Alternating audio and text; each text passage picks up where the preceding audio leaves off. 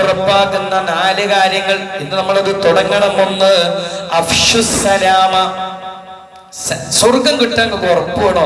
4 കാര്യം. ഒന്ന്, സലാമിനെ വ്യാപിപ്പിക്കാം. സലാം പറഞ്ഞാ പോരാ, അസ്സലാമു അലൈക്കും, അസ്സലാമു അലൈക്കും, സലാം അങ്ങനെ കൂട്ട മടി പാടില്ല.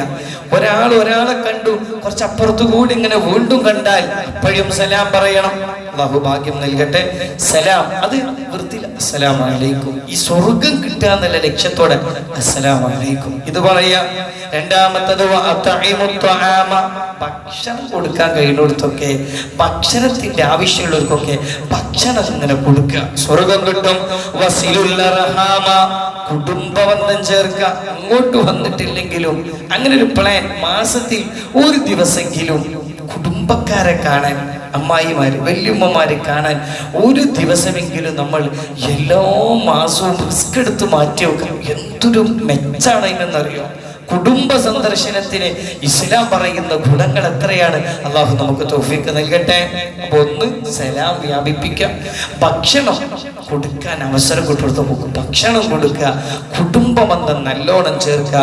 വസല്ലുൽ ലയാലി, തഹജ്ജുദ് നിസ്കരിക്കുക. ആളുകൾ ഉറങ്ങുമ്പോൾ എണീറ്റ് നിസ്കരിക്കുക.